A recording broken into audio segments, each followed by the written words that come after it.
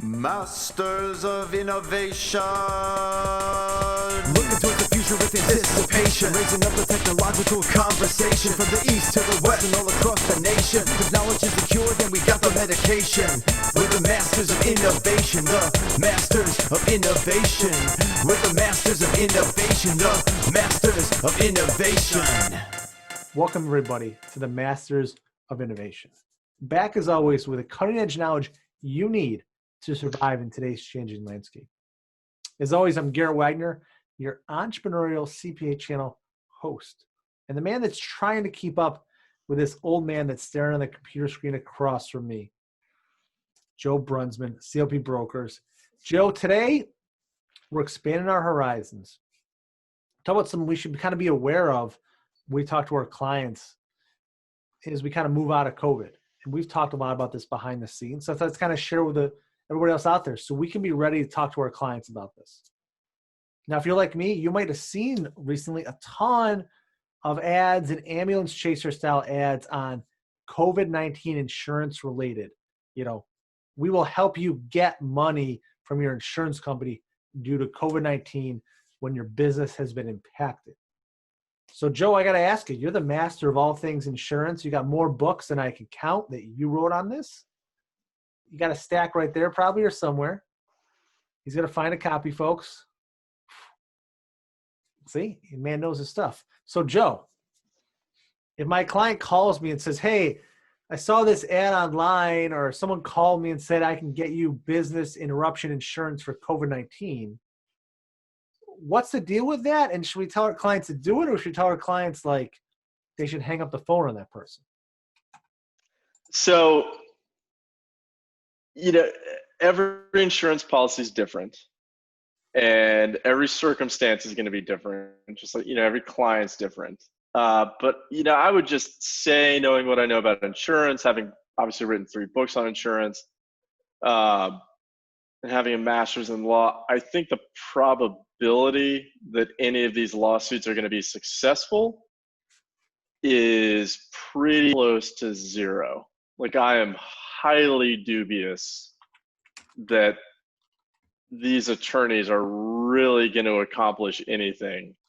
And if they do, just like every other class action lawsuit, the attorney is going to buy a new boat and you're going to get a check for 25 cents in the mail, or whatever the equivalent in this circumstance would be. I just see the probability of this being really, really low on the success scale. And why? I'm not an attorney like you. Haven't written books on insurance. What's making the probability of success so low, so we can add a little more depth when we talk to our clients about this? So, you know, without really like going full insurance nerd on you. Oh, please don't. Yeah, it kills my wife when I do that. She's like, oh my God, you're so boring. No one wants to talk to us at the parties. You know, just from the outset, you know, at a basic level, these policies obviously did not contemplate a pandemic. There is actual pandemic insurance. It's not well known that existed before this. It was obviously not a popular type of insurance before this. Although I think Wimbledon, there was some article like Wimbledon was paying, don't quote me on this, like $1 billion a year or something for 14 years. It's just something ridiculous like that. Obviously now they're cashing in. That was a wise decision on their part. But for the average insurance policy, this just wasn't even contemplated. And so to assume that, you know, this type of, you know, once every 100 years world-changing event would be just in a normal insurance policy, it's just not going to be there. There's some chance that some attorney somewhere in the plaintiff's bar is going to build some novel coverage construction and, you know, do the wordsmithing thing and try and find some coverage somewhere. But it just seems like such a long shot that honestly, you know, like, just go back, rebuild your business, bring in new customers. Like, put your efforts towards something more constructive as opposed to this kind of moonshot nonsense, at least as I see it. So if it is moonshot nonsense, a technical legal term, once again, think about just talking to the clients I work with about this. Is there a downside to the clients if they're going to get an attorney that's going to work on a contingency fee? Is there a downside to say, yeah, sure, like go at it. I'll take my 25 cents. It's better than the 25 cents I don't have. Yeah. So like, directly, I don't think there's a direct downside. If you're not paying for it and it's a contingency fee basis, so if you lose, it's really no skin off your back. It's just the attorney just poured hundreds of hours into losing a case.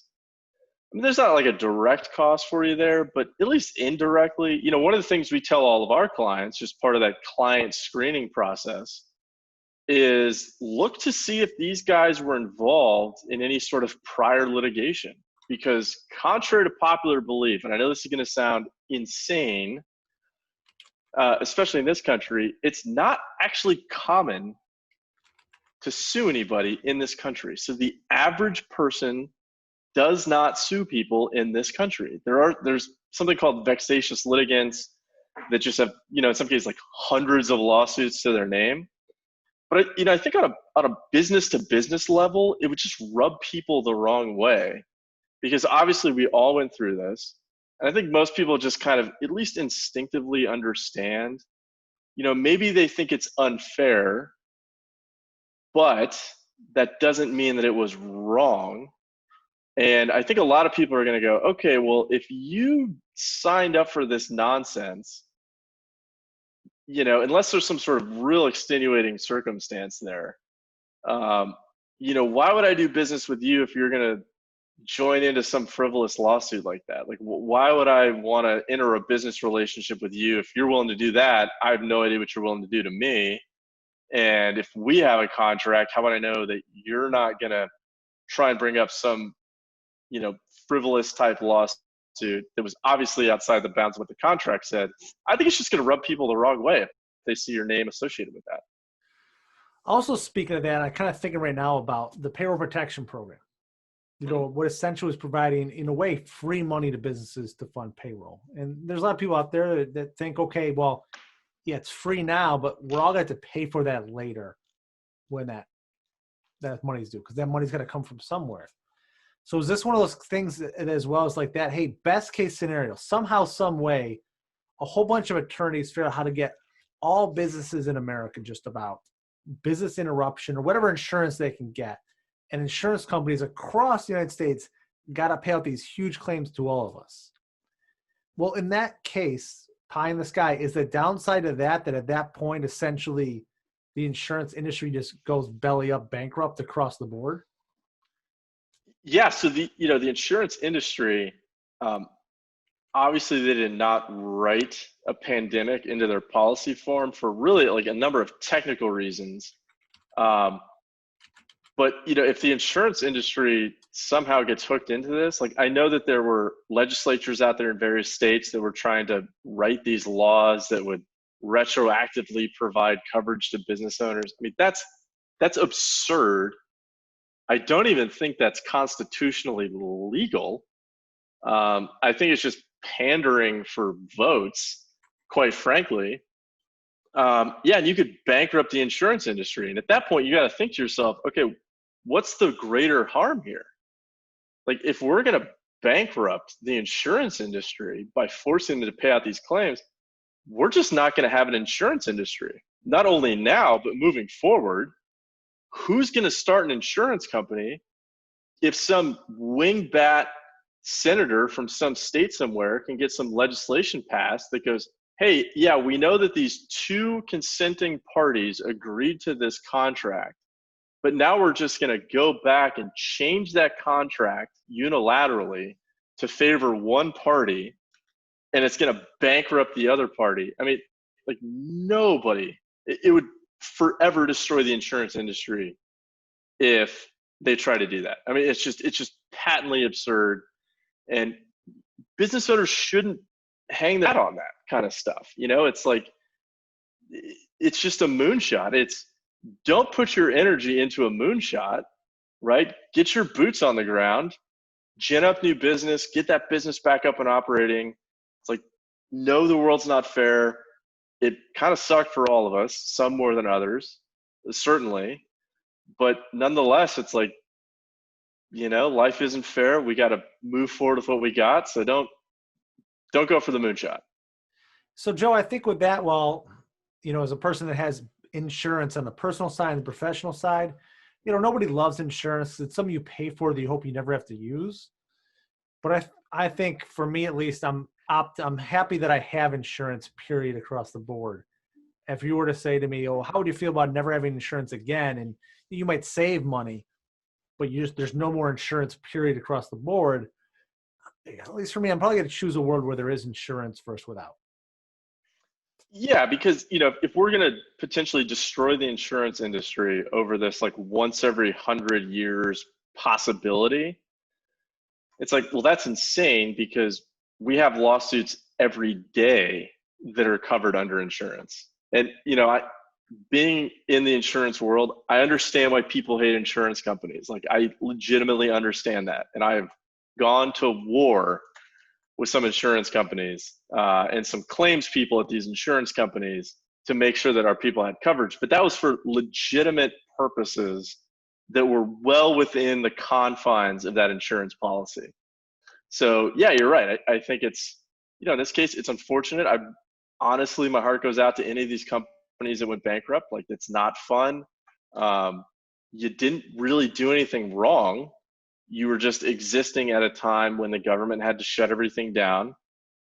But you got to think, okay, what's going to be worse in the long run here? And I think you're right. Destroying the insurance industry is going to be way worse, for all of humanity than to try and claw back some of these funds. So then, moral of the story, final verdict here today. You heard it here. COVID-19, law firm says they'll get you a bunch of insurance money. X that bad boy out, mainly just a bunch of ambulance chasers. As Joe said, focus your energy elsewhere, someplace that's more productive.